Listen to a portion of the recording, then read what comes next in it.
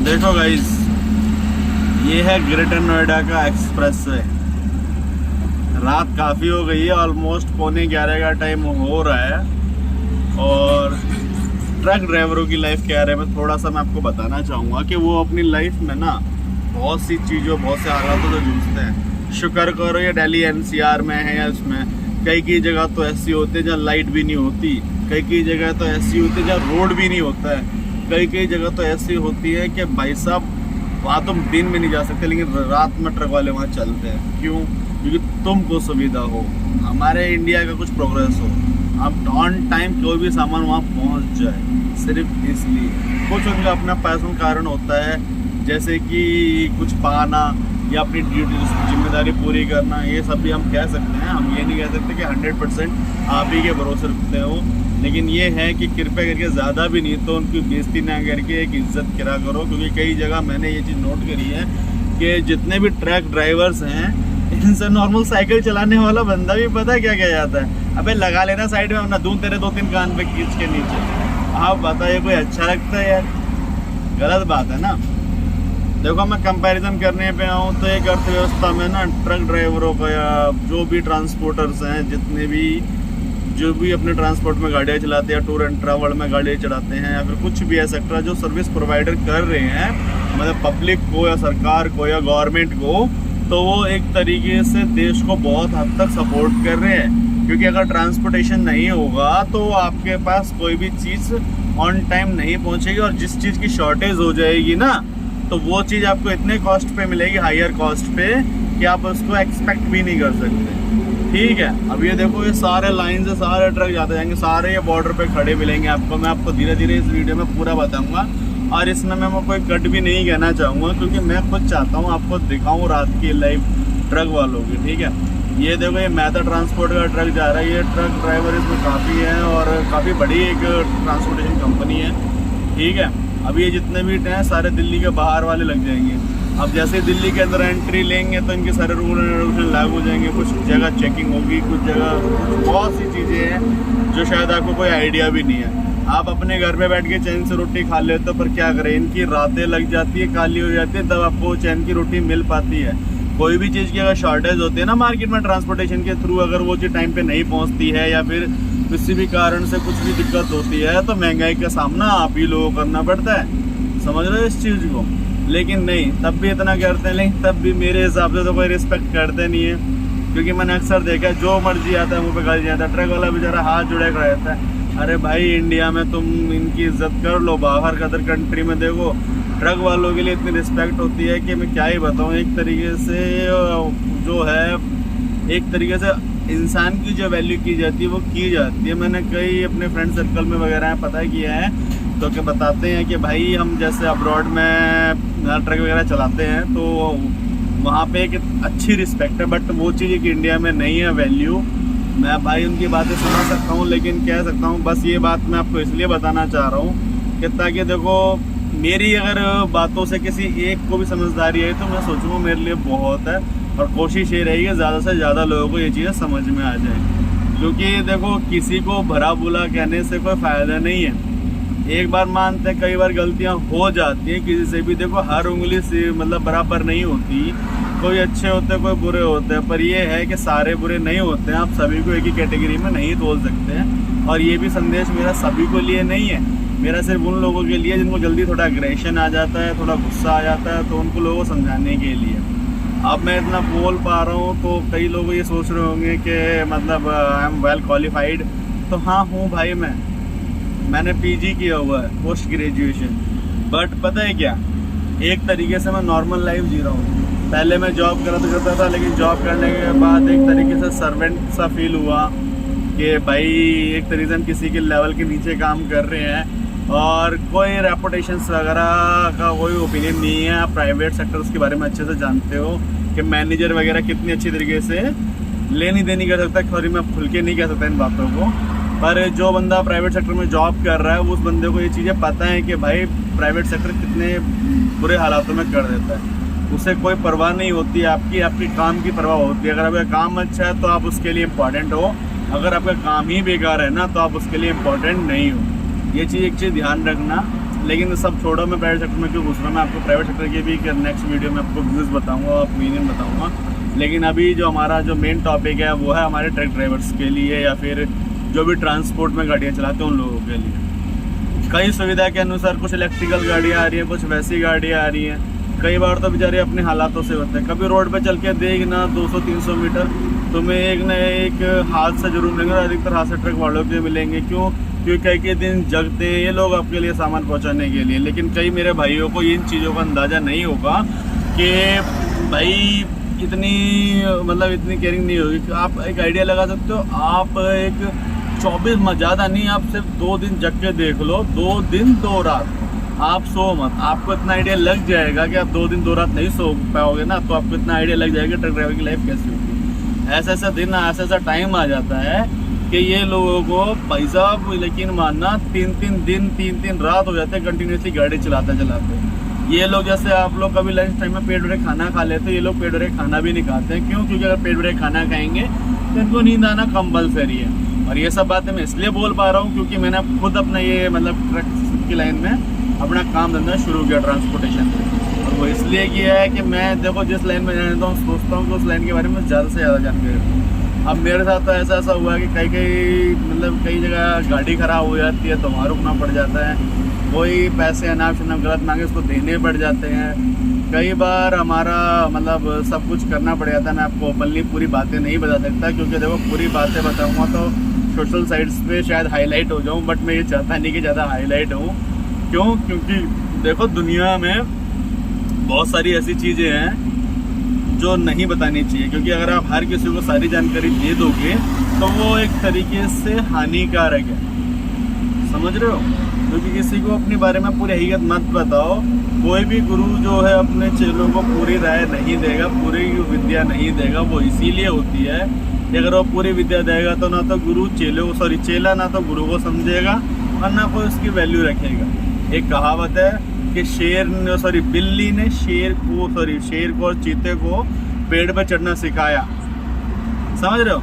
और उसने कभी भी चढ़ना जरूर सिखाया लेकिन उसने तब भी अपनी पूरी विद्या नहीं दी, समझ रहे हो? बिल्ली जो है शेरों की प्रजातियों से होती है, मैं आपको ये बता दूं। लेकिन मेरा मानना ये है कि आप प्लीज़ जितने भी ट्रक भाई हैं, ट्रक वाले हैं, जो भी है, इन सब की इज्जत किया करें। और अधिकतर इसमें मैं बताऊँ कोई करोड़पति घर से नहीं होता है। इनकी तनख्वाह आप कितनी लगा रहे हो? 10 से 12,000 15,000 लास्ट। हद मारिए किसी किस्मत बहुत ही अच्छी है, लाइक तो भी एक ब्रिलियंट पोस्ट पे है, मतलब काफ़ी पुराना ड्राइवर है, तो 20,000। इससे ऊपर किसी की तनख्वाह नहीं होती है। आप इस सोचो कि 20,000 की तनख्वाह में अगला 24 घंटे का गुलाम हो जाता है और अपना काम दाम सब कुछ छोड़ के घर वालों की बिना शक्ल दे के आप लोगों की सेवा में लग जाता है। मानते हो उसे थोड़े बहुत पैसे मिलते हैं, लेकिन एक चीज़ है कि घोड़ा घास उसे तो खाएगा क्या? तो थोड़ा बहुत तो बनता है क्योंकि उसकी भी फैमिली है, उसे भी समझना है, उसे भी हर चीज़ देखनी है। तो इसीलिए मेरा एक गुजारिश है सभी भाइयों से कि आप ज़्यादा नहीं तो कम से कम ये है कि किसी के लिए कुछ कर नहीं सकते तो किसी के लिए कुछ बुरा भी मत करो। देखो किसी का भला ना कर सको तो किसी का बुरा मत करो। कबीर जी का शायद ये दोहा है, मुझे अभी एक्यूरेट याद नहीं है कि किसका दोहा है। मेरे साथ अभी मैं नो एंट्री में खड़ा था तो रोड साइड पे जैसे पेट्रोलिंग वाले पुलिस वाले होते हैं तो इन्होंने क्या कि भैया आप यहाँ पे खड़े मत हो। मैं सर क्यों? कह रहे सर अलाउड नहीं है।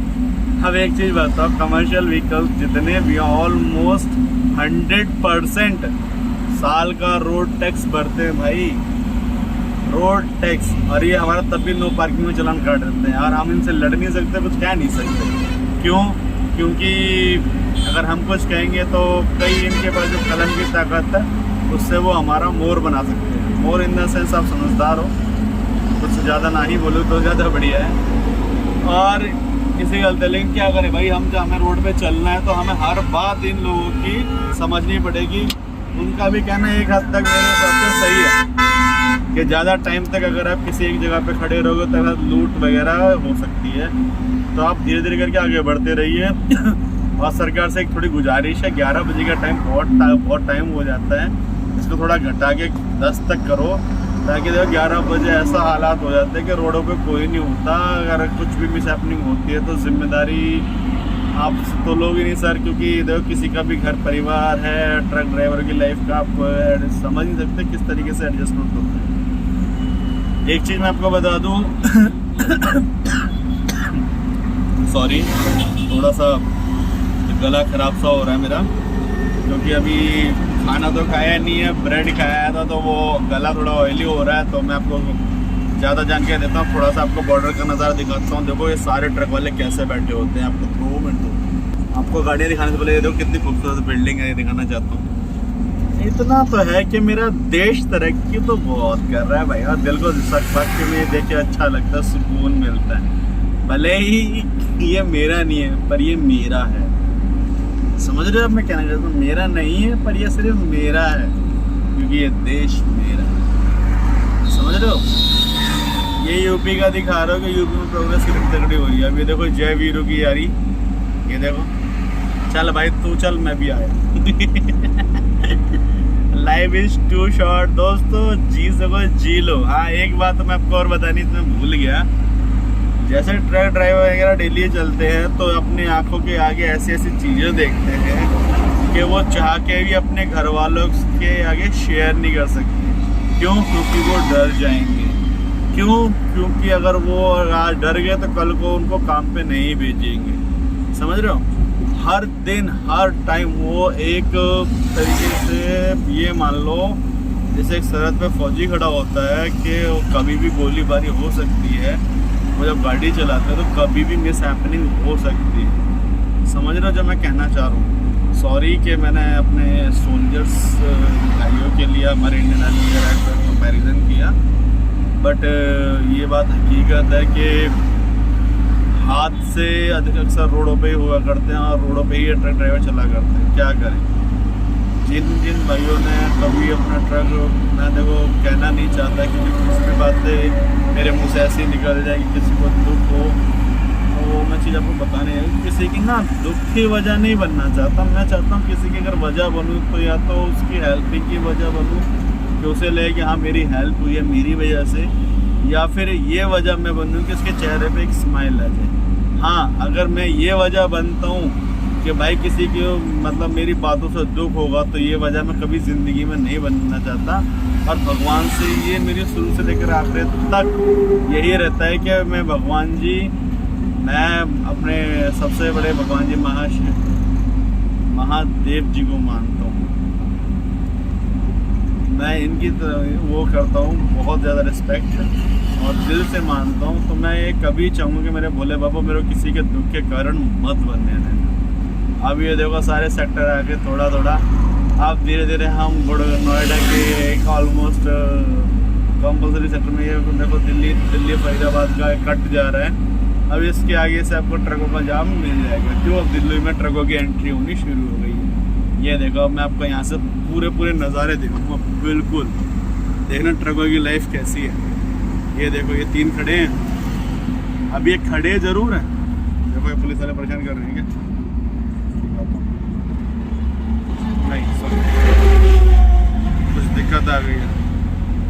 ये देखो कितना ब्यूटीफुल नज़ारा है यार, गांधी जी का चरखा हमारा। मतलब एक तरीके से ना रात को गाड़ी चलाने में भी काफ़ी मज़ा है। और आप देखो यहाँ से लाइनिंग लगनी शुरू हो जाती है गाड़ियों की। अब ये गाड़ियाँ चलनी शुरू हुई हैं क्योंकि नो एंट्री ख़त्म होने वाली है। जस्ट मैं आपको बता दूँ 5-1 मिनट और रह गए हैं। शायद कुछ गाड़ियाँ अब स्टार्ट भी हो गई है चलनी। और यहाँ से मैं आपको दिखाता हूँ कैसे बॉर्डरों के पास आके वेट करते हैं नो एंट्री खुलने का। और ये देखो कितना खूबसूरत नज़ारा है। मतलब एक तरीका देख है ना, कसम से बताता हूँ इंडिया से कुछ नहीं है, कुछ भी नहीं। एक जन्नत जिसे कहूँगा वो मेरा प्यारा देश भारत है। ये देखो ये सारी लाइनें लगनी शुरू हो चुकी हैं यहाँ से।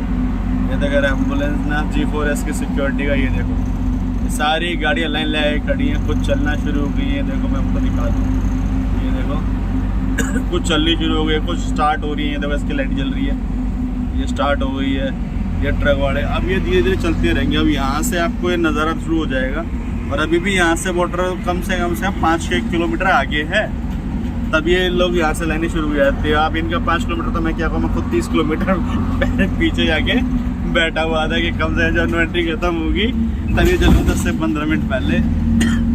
लेकिन 6 घंटे इंतज़ार जब हम लोग करते हैं ना, तो ये मान लेना कि एक तरीके से एक गवर्नमेंट सेक्टर में किसी पर्सन की एक जॉब होती है 6 घंटे की, और हम 6 घंटे सिर्फ खाली बैठते हैं कि जितनी भी ये ऑन ड्यूटी वाले होते हैं या फिर ऑफिस वगैरह छुट्टी, वो अपने टाइम पे घर पहुंच जाए कि हमारी वजह से जाम ना लगे। सोच रहे हो, लेकिन नई बस गवर्नमेंट से अपील है कि नो एंट्री का टाइम थोड़ा सा कम कर दें ताकि हम भी अपने टाइम से घर पहुंच जाएं। तो ज़्यादा बड़े तो नहीं, हम छोटे छोटे मतलब एक तरीके से ट्रांसपोर्ट के छोटे छोटे गाड़ी वाले ये लोग हैं। ट्रांसपोर्टर मैं इसलिए नहीं कह सकता क्योंकि अभी हाल फिलहाल मेरे पे 2 गाड़ियाँ हैं और मैं 2 गाड़ियों को लेके ये नहीं बोल सकता हाँ मैं ट्रांसपोर्टर, नहीं भाई, मैं सिंपल एक नॉर्मल इंसान हूँ। ये मायावती जी का जो हमारी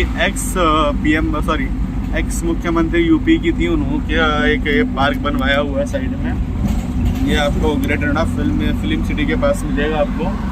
ये देखो, मैं दिन में बहुत प्यारा लगता है, फिलहाल रात में लाइटिंग वगैरह नहीं कर रही है तो शायद मैं वो क्या ही बताऊँ। ये देखो, मतलब इस हाईवे पे चलता ना थोड़ा लगता है कुछ है।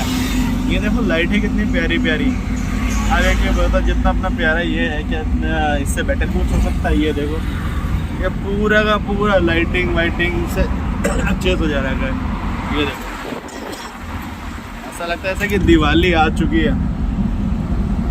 मजाक की बात नहीं, ऐसा लगता है सीरियसली कि दिवाली आ चुकी है। दिवाली के टाइम में घूम रहे हैं। अब ये देखो, सीधे जल्दी जल्दी लगता है ट्रक वाले सब सारे बॉर्डर पे पहुंचे हुए, टाइम बचा नहीं है खास। अब जितना भी जाम वगैरह होगा वो सब कुछ आपका बॉर्डर के पास होगा, बॉर्डर के पास ही जाके सारा जाम आपको बताया जाएगा। कुछ लोगों को मेरी बातें बोर भी लग रही होंगी, लेकिन वाकई में मेरे भाई आपको तो देखो 10 मिनट या 15 मिनट या 20 मिनट की वीडियो पे बोर लग जाता है। आप मुझे देखो, मैं 6 घंटे से वेट कर रहा था। 6 घंटे मायने रखते हैं। आप 6 घंटे किसी एक जगह बैठ के देखना, कुछ काम हल्के में मत करना, आपको इतना आइडिया लग जाएगा कि वो 6 घंटे कितने मुश्किल होते हैं काटने। समझ रहे हो? हम इंसान काम होगा तो हम भाई साहब 10 घंटे काट सकते हैं, 12 काट सकते हैं, 16 18 काट सकते हैं, लेकिन जब हम खाली बैठे हुए तो 6 घंटे कुछ नहीं काट सकता। हम किसी से कितना ही बात करें नहीं बोल सकते भाई। मैं अब देखो बोलते बोलते देखो 10 से 15 मिनट हो गए, लेकिन ये है कि सामने कोई नहीं है, कैमरा है तो इसके आगे बोल भी रहा हूँ। अगर सामने कोई आएगा तो एक हद तक देखो थोड़ी हेजिटेशन, थोड़ी समय कि अगला मेरे बारे में क्या ही सोचेगा क्या नहीं सोचेगा, ये सब चीज़ थिंकिंग आती है। और थोड़ा सा शायपन भी बहुत ज़्यादा आता है कि आपने कभी स्टेज परफॉर्मेंस वगैरह ना करी हो और आपको 10 20 50 या जो भी है लोग आगे बोलना पड़े तो आप क्या बोलोगे, क्या ही बोलोगे, मज़ा ही नहीं कर रहा। जो भी स्टेज परफॉर्मेंस देते हैं उनके सोचो कि वो क्या ही करते हैं। ये देखो एक और ब्यूटीफुल नज़ारा, ये नोएडा साइड का है। ये देखो कितना प्यारा, देखो दीवारों पे बहुत अच्छे तरीके से कारीगरी हो रखी है एक तरीके से। ये भाई सब वेट करते हो कि कोई आए और लिफ्ट दे जाए।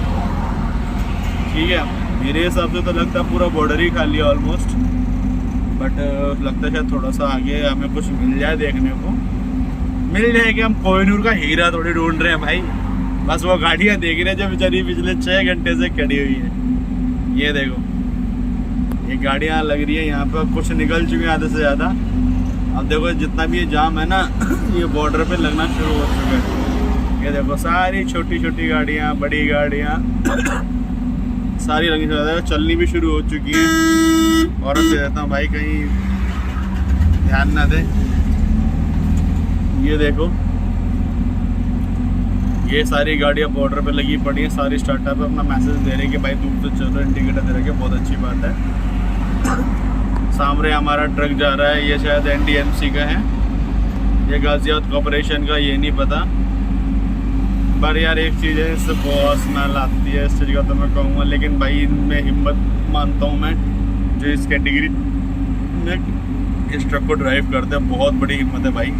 आप एक नॉर्मल इंसान नहीं कर पाएगा ऐसा ड्राइविंग। ये देखो सारी गाड़ियाँ खड़ी हैं, सारी चलनी शुरू हो चुकी है। सामने से अगर आपको दिख रहा हो तो ना तो उनके करीब जा ही रहे, हम देख ही लेंगे, आपको दिखाई देंगे। ये जितने मेरे भाई हैं सारे के सारे सिर्फ एक ही चीज़ का इंतजार कर रहे हैं। अब तो नो एंट्री खुल गई यार, क्या ही इंतजार कर रहे हैं।